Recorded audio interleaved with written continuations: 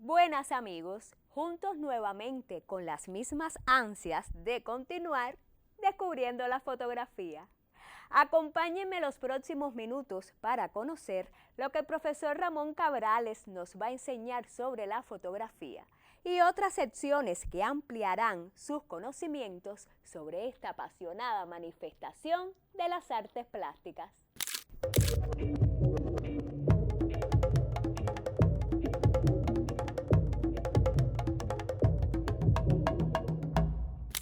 Y nos encontramos en la sección La Historia de la Fotografía. Ya tengo nuevamente a mi lado el profesor Ramón Cabrales. Profesor, un gusto nuevamente. Pues aquí estamos para seguir hablando hoy de historia de la fotografía. Pues dígame. Pues mira, creo que habíamos empezado a hablar de las primeras etapas de la fotografía. Yo te comentaba en la sección, en el programa anterior, que la fotografía realmente surge en 1839 con una técnica que se llamó daguerrotipo. Y esa técnica duró varios años. Y el mundo se llenó de estudios fotográficos, porque como te comentaba, el primer género fotográfico que más se realizaba fue el retrato, porque era un negocio, siempre fue un gran negocio. Y esos grandes estudios, en general, Nueva York, París, todas las capitales del mundo se llenaron de estudios fotográficos. En La Habana tuvimos el primer estudio en 1841, en la calle Obispo, ahí en lo que es, cerca de lo que es el Hotel Ambos Mundos. Ahí hay una placa que Eusebio Leal mandó a poner, que ahí había estado el primer estudio fotográfico de George Washington Halsey. Es Washington, pero no tiene que ver nada con el presidente de los Estados Unidos. Y es un norteamericano que llega a Cuba y monta su primer estudio para hacer retratos en una azotea de un colegio que había ahí a mediación de cuadra. Realmente no fue en la misma esquina del hotel, fue a mediación de cuadra. Pero bueno, ahí estuvo el primer estudio fotográfico que hubo en Cuba para hacer retratos. Y La Habana se llenó de estudios fotográficos. Fíjate que a finales del siglo XIX, la calle O'Reilly le llamaban la calle de los fotógrafos. Había más de 15 estudios en esa calle. Y se hacían, claro, el retrato era muy económico. Bueno, el daguerrotipo dura durante, sobre todo hasta 1850, por ahí. Conjuntamente con el daguerrotipo, hay un inglés, Talbot, que él descubre otra nueva técnica, mucho más simple, mucho más accesible, que se llamó calotipo. Calotipo. Calotipo. ¿En qué Y en vez, consiste? consistía la diferencia que tenía con el daguerrotipo, era que el daguerrotipo era una fotografía en positiva. Se hacía y ya salía la foto. No, el calotipo introduce el negativo. Se hace primero un negativo que se hacía en papel y a partir del negativo es que se hacía la fotografía. ¿Qué pasa? Que el daguerrotipo lo había comprado el gobierno francés y era libre de usarse, pero el calotipo estaba patentado y para usarlo había que pagar y la patente era bien cara. Entonces la gente siguió usando daguerrotipo, el que podía hacer calotipo. Por ejemplo, Disderi, que es un importantísimo fotógrafo francés, que es el que inventa la famosa carta de visita, que eran pequeñas postalitas, nosotros decimos que son como el preámbulo de lo que hoy se conocen como la tarjeta de presentación. Y eran pequeñas fotos de la persona de pie, que cuando tú te mandabas a hacer te hacían 8, y entonces te las montaban en un cartón y uno las picaba, tú conocías a una persona y le entregabas la tarjetita, mira, aquí me tienes, qué sé yo, y vivo en tal lado, porque no había teléfono tampoco, ni internet, ni nada de eso. Pero bueno, era como una tarjeta de invitación. Y entonces surge el calotipo, y funcionó mucho el calotipo porque era incluso más económico. Ya sobre los 50 aparece una nueva técnica que es, desde el punto de vista técnico, es muy buena, que es lo que llamamos el colodión húmedo. Pero era también muy engorrosa, porque el colodión era una placa de vidrio que se usaba como soporte, se hundía aquella placa en una sustancia colodión, que era una sustancia media gelatinosa, pero también problemática porque se usa como explosivo, te podrás imaginar. Entonces se hundía ahí, se sacaba, en ese mismo momento se montaba en la cámara, que eran unos cajones grandísimos en la parte de atrás, y se salía a hacer la foto. Y había que regresar inmediatamente a revelar. Pero así se hicieron las primeras fotografías de guerra. Así hizo Roger Fenton en Crimea las primeras fotos de guerra en 1855. Y Brady en la guerra de secesión de los Estados Unidos también la usó. Es decir, claro, no eran fotos de batalla, esto era imposible, pero sí de los campamentos, e incluso ya Brady hace fotografías del final de una batalla, de los muertos de la batalla, que fueron los primeros cadáveres que salieron en fotografía. Matthew Brady, que además había sido un fotógrafo muy importante de estudio, de retrato, y deja todo para hacer este tipo de fotografía cuando la guerra civil de los Estados Unidos entre el norte y el sur, pensando que al final iba a ser muy bien recompensado por el gobierno. Se gastó más de $100,000 en ese proyecto, pagándole a cerca de 20 fotógrafos para poder cubrir todo el frente bélico, y al final el gobierno le dijo que no podía pagar esa cantidad de dinero y solamente le pagó 25,000. Te diré que murió en la pobreza porque estaba muy empeñado. Pero bueno, aparece el colodión húmedo, que es de mucha calidad. Y ya sobre los años 80 del siglo XIX comienza a aparecer otra técnica, que es la placa, esa misma placa de cristal, pero se le llamó placa seca, porque ya no había que hacerla en el momento. Ya se empiezan a comercializar y se vendían en cajas. O sea, tú comprabas tu placa seca y hacías las fotografías cuando tú querías. Eran placas grandes, o sea, también la calidad era buena, porque eran placas grandes, las fotografías eran grandes, o sea, las cámaras fotográficas de la época eran, yo digo, son cajones, porque eran cajas muy grandes, y eran muy engorrosos andar con ellas en la calle. ¿Y se usaba el mismo método? ¿Se metían en la gelatina? No, ya esas tú no tenías que hacer nada. Tú comprabas tu cajita y se la ponías directamente a la cámara. Precisamente, un fabricante de placas secas es el que inventa la película fotográfica, que fue la famosa Kodak, cuando surge la Kodak. Surge la Kodak, que el dueño de la Kodak, él se da cuenta que si él pone muchas placas una al lado de la otra, o un rollo, primero lo hicieron de papel, porque no había otro, pero es la época también que en la química se desarrollan los polímeros, se desarrollan los plásticos, y se comienzan a hacer las primeras películas sobre plástico. Que también los plásticos fueron variando de acuerdo a la tecnología, fue cambiando, y hoy se hace el nitrocelulosa, que eran muy malas, se echaban a perder. Después y ya hoy el plástico tradicional, ese que conocimos de la película como tal.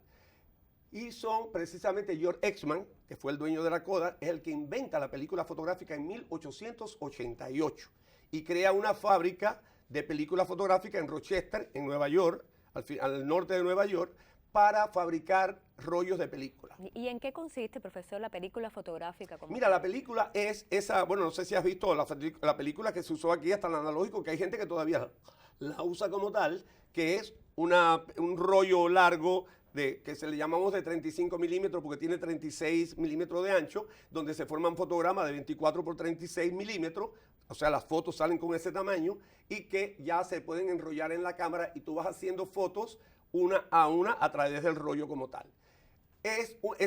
Sobre ese plástico hay una sustancia gelatinosa, que se usa la gelatina. ¿Pero es la misma sustancia de la que hablábamos anteriormente? Bueno, la primera se usaba, ya no era tanto, porque la primera se usaba sobre todo gelatina a partir de las articulaciones de las vacas. Imagínate tú, no sé si sabe que ahí hay una gelatina, pero hoy se hace casi siempre del tiburón. O sea, se saca de peces, se saca la gelatina. Cuando Eastman hizo su primera fábrica, junto con la fábrica en Rochester, tenía una granja de vacas al lado. Mataba las vacas, la carne se vendía y la gelatina la usaba para hacer eso. En esa gelatina se disuelve las sales de plata, que son los materiales fotosensibles, que son los que captan la imagen. Pero bueno, de esto seguiré hablando seguiremos el hablando próximo programa porque hay mucho que decir todavía. Muchísimas gracias, profesor. No se pare de su asiento porque próximamente viene la otra sección. Sí, señor, género y estilo. Géneros y estilo. Así que usted se sienta a esperar por la próxima sección, porque acá continuamos descubriendo la fotografía.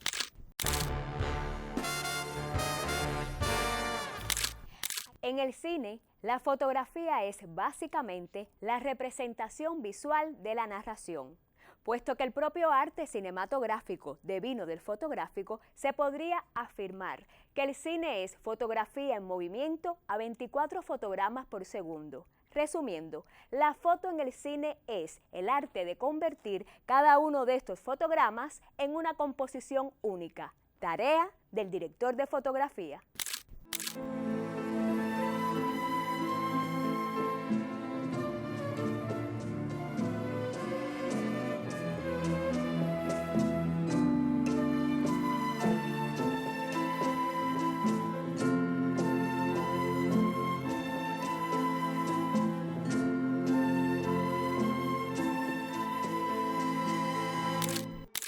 Sven Nykvist nació en Moeda, Suecia, el 3 de diciembre de 1922. Fue un director de fotografía sueco particularmente conocido por su trabajo con el prestigioso director, también sueco, Ingmar Bergman. De adolescente comenzó a estudiar fotografía en la Escuela Municipal de Estocolmo. En 1941 comenzó a trabajar en unos estudios de ayudante de cámara, hasta que en 1945 le ofrecieron la posibilidad de trabajar como director de fotografía. En 1953, el afamado director Ingmar Bergman lo llamó para trabajar en su filme Noche de Circo. A partir de ese momento, y debido a una conexión especial que se produjo con el director, Nykvist pasó a ser uno de los integrantes del equipo técnico fijo con que siempre trabajaba. Y así surgieron obras maestras de la historia de la cinematografía mundial. Su visión cinematográfica se caracterizó por sus cualidades naturalistas y sencillas, que nació de su experiencia en una Suecia de oscuros inviernos y brillantes veranos.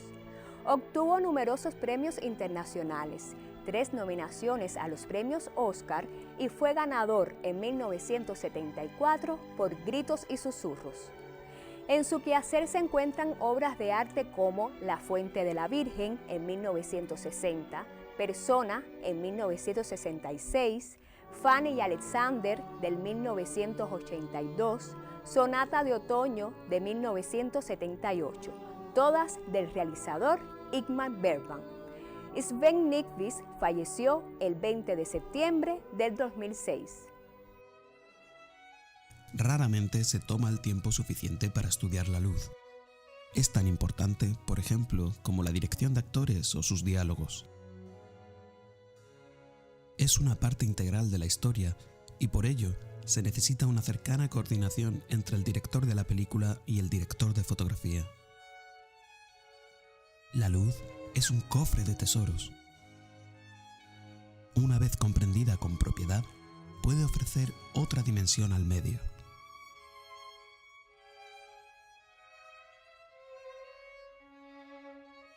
En su autobiografía, Ingmar Bergman escribió sobre cómo ambos terminamos completamente cautivados por la luz. La suave, peligrosa, onírica, viva, muerta, limpia, nublada, caliente, violenta, sencilla, repentina, oscura, primaveral, otoñal, directa, diagonal, sensual, tenue, limitada, venenosa, tranquilizante, pálida luz.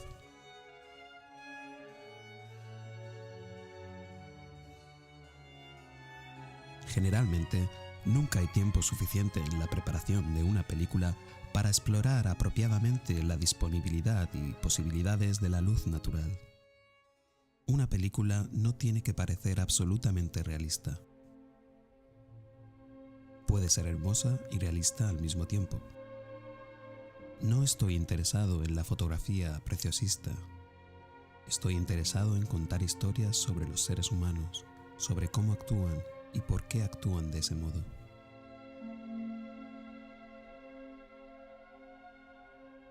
De no haber conocido a Ingmar, con toda probabilidad, habría terminado como un técnico más sin conocimientos de las infinitas posibilidades que ofrece la luz.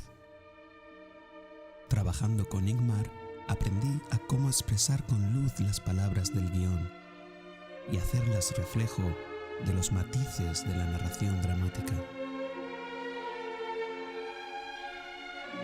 la luz se convirtió en una pasión que ha dominado mi vida.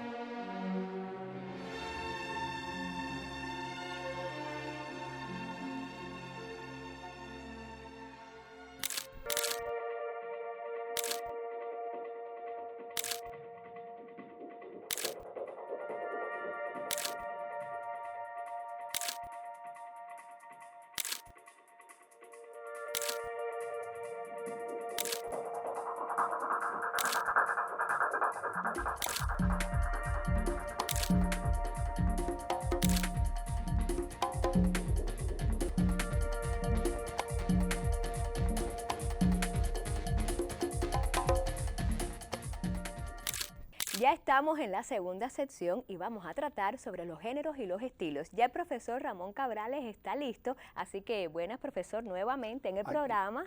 Aquí vamos a seguir hablando de géneros y vamos a seguir hablando de estilo.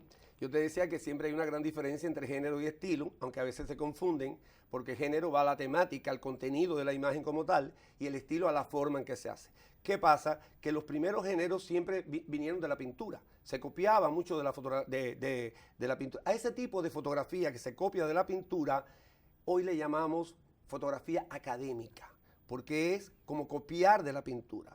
O pictoricista, porque es copia de la pintura como tal. Y eso viene del inglés, porque en el inglés pintura es paint. Entonces, ahí hay un problemita después que vamos a ver más adelante. Y desde este punto de vista académico, la fotografía se divide en dos grandes manifestaciones que yo no pienso que sea una gran diferencia entre una y otra, y te estoy hablando de fotografía documental y fotografía artística. Porque en general, los críticos de arte siempre hemos coincidido que la fotografía lo que tiene que ser es buena, que transmita un buen mensaje, que sea sensible ante la mirada de los espectadores, que sea un motivo visual para que la gente le llame la atención la fotografía como tal.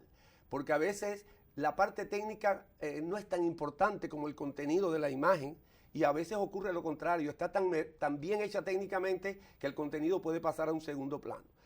Pero en general, para el estudio de la fotografía, desde un punto de vista didáctico, casi siempre se ha dividido en fotografía documental y en fotografía artística.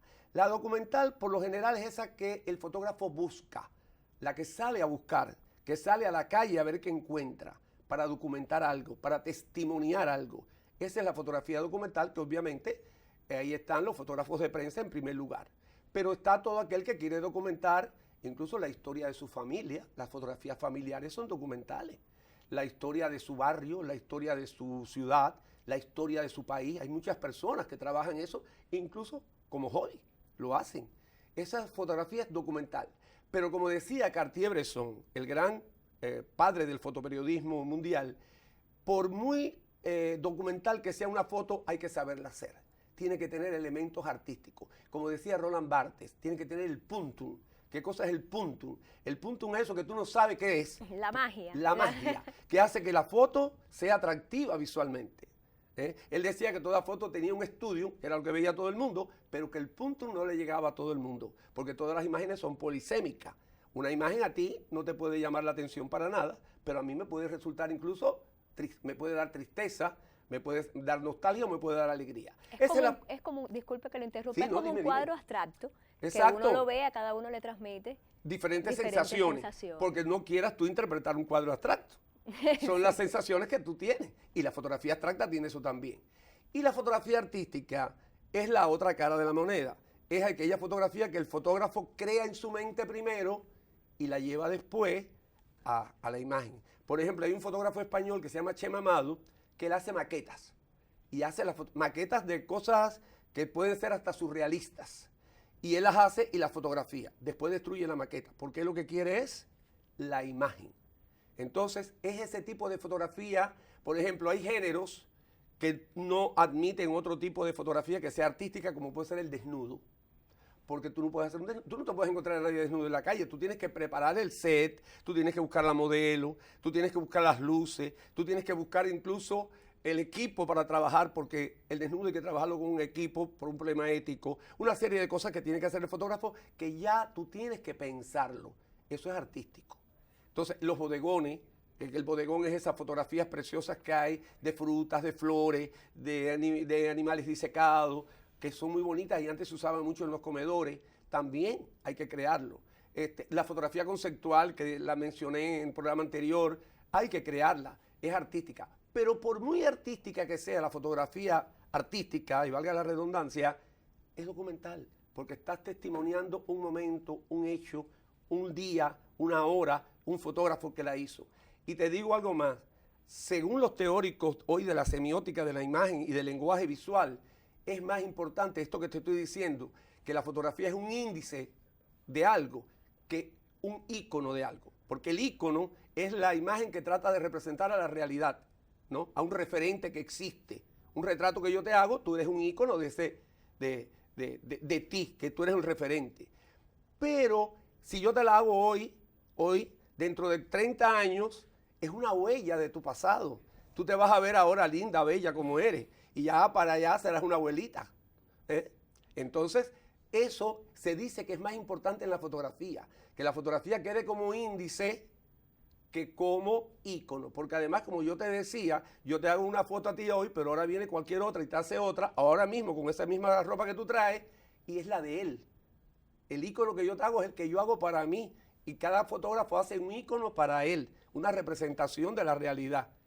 Entonces, lo que sí es un índice es que la foto se tomó hoy, a esta hora, y en general, ya eso sí queda para la historia. Es un índice. Entonces, fíjate tú cómo cambian las cosas. Pero en general, fotografía artística y documental es la misma. Hay muchos fotógrafos que también se basa mucho en la intención del fotógrafo. Hay fotógrafos que te dicen, yo solamente hago fotografía documental.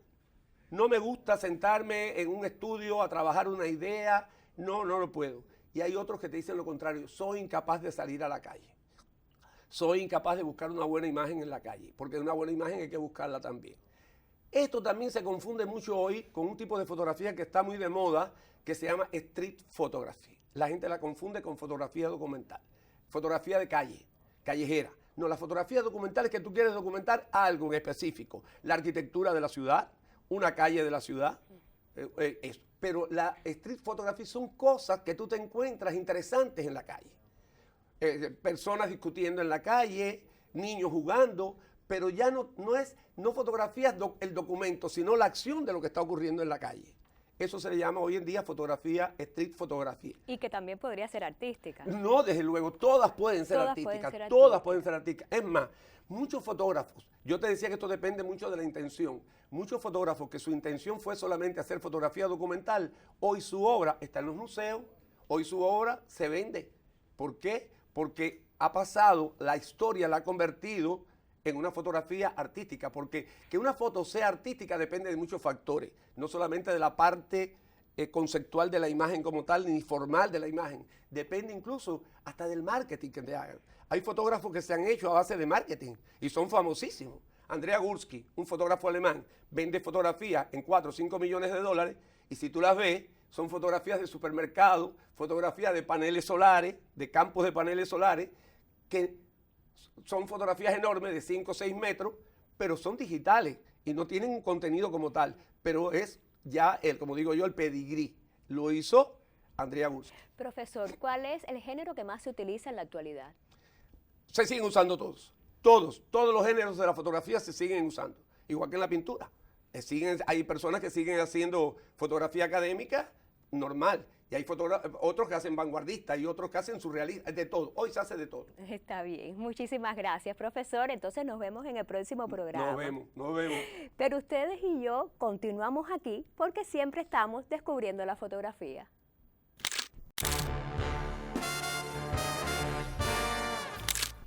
La fotografía nos permite decir cosas, desarrollar la habilidad de contar historias sin recurrir al lenguaje verbal. Al producir una fotografía, desarrollamos la capacidad de organizar ideas y convertirlas en discursos visuales con un sentido propio.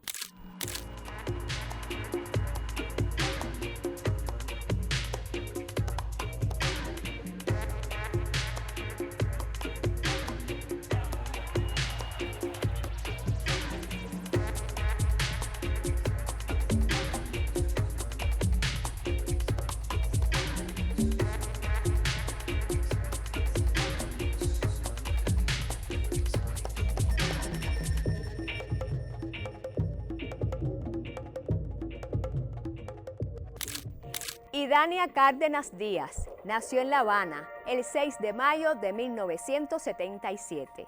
Es una fotógrafa que ha sabido abrirse camino en el arte de la imagen con una sensibilidad muy propia. Aunque se inició de manera autodidacta, su amor por la fotografía la llevó a formarse en el Instituto Cubano de Periodismo José Martí, donde profundizó en las técnicas y el lenguaje visual que hoy definen su estilo. Además, es licenciada en Comunicación Social y se desempeña como editora de televisión, lo que le ha permitido desarrollar una mirada aguda, atenta al detalle y al ritmo narrativo. Su trabajo fotográfico se centra en el paisaje urbano y el retrato callejero. A través de su lente, Idania nos invita a mirar con otros ojos lo que a veces damos por sentado: una esquina cualquiera, una mirada fugaz, la luz que cae sobre una pared antigua. Su estilo se caracteriza por la autenticidad, el uso natural de la luz y una composición que equilibra lo espontáneo con lo estéticamente pensado. A lo largo de su carrera ha logrado construir una obra coherente, con identidad propia, en la que el alma de la ciudad y de su gente queda impresa en cada imagen.